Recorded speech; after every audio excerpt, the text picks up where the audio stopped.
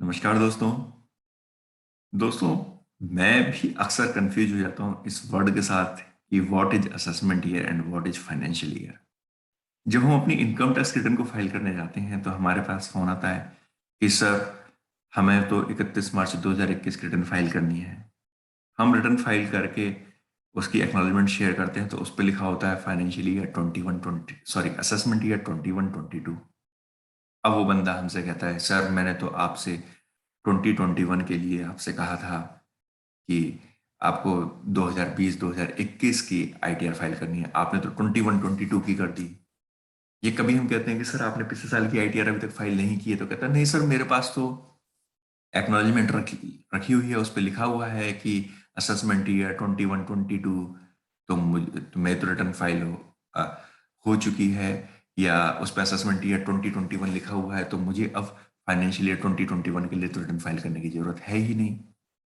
ये अक्सर कंफ्यूजन आता है। तो हमने सोचा कि क्यों ना आपके लिए इसको छोटी सी वीडियो बनाई जाए, आपको इसमें समझाया जाए कि भाई असेसमेंट ईयर और फाइनेंशियल ईयर क्या होता है। और सर, आप जानते हैं कि हम अपनी वीडियो के अंदर लीगली आपको लीगल टर्म्स में बात नहीं करते, सिंपल लैंग्वेज में बात आते हैं कि भाई ये पर्टिकुलर आइटम्स या पर्टिकुलर चीज क्या है, इसका क्या मतलब है। तो दोस्तों, सबसे पहले हम आज क्वेश्चन ही पढ़ लेते हैं। I am very much confused among the assessment year and financial year in income tax। और हाँ, एक चीज और भी है कि सारी चीजें ना इनकम टैक्स के अंदर ही है कि what is assessment year, what is financial year.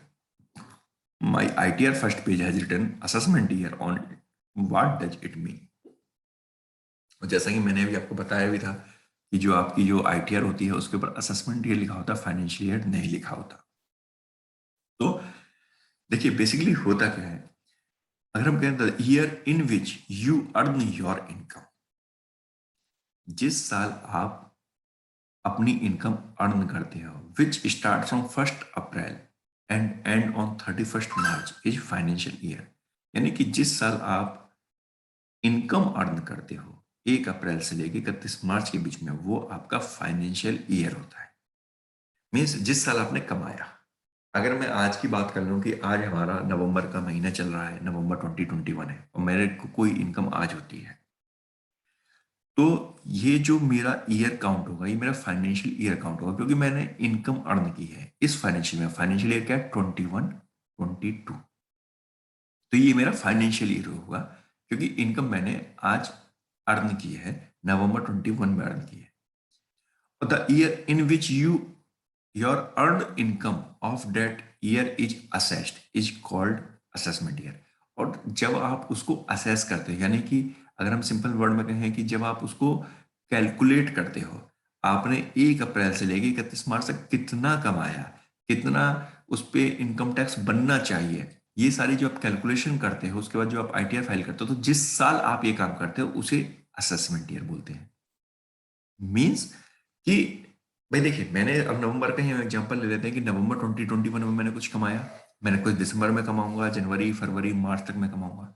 अब इन सब की सारी कैलकुलेशन में अप्रैल मई या जून के महीने में मैं करूंगा। तो जब मैंने कमाया इस फाइनेंशियल इस ईयर में, यानी कि 21-22 में जो कमाया, उसको असेस कब करूंगा मैं? 22-23 में। इसलिए असेसमेंट ईयर क्या आएगा? 22-23। जैसे एग्जांपल के तौर पे, जैसे हम कहते हैं कि अगर मैंने 1 अप्रैल 2021 से 31 मार्च 2022 के बीच में जो भी कुछ कमाया, उस केस में मेरे फाइनेंशियल ईयर होगा 21-22 और असेसमेंट ईयर होगा 22-23। मैं मानता हूं दोस्तों, थोड़ा कंफ्यूजन हो जाता है जब हम देखते हैं कि यार हम किस साल की आईटीआर फाइल कर रहे हैं, वो असेसमेंट ईयर है या फाइनेंशियल ईयर है। लेकिन फिर भी मुझे उम्मीद है कि अब आपको क्लियर हुआ होगा कि फाइनेंशियल ईयर और असेसमेंट ईयर में क्या डिफरेंस होता है, फाइनेंशियल ईयर आप कैसे कैलकुलेट करें। तो जब भी आपको मैं बहुत ही थंब रूल जो मैंने आपको बताया, बहुत ही आसान, जिस साल आपने कमाया वो आपका फाइनेंशियल ईयर, और जिस साल आप उसके उसको असेस करते हो, टोटल करते हो, कैलकुलेट करते हो, वो आपका असेसमेंट ईयर।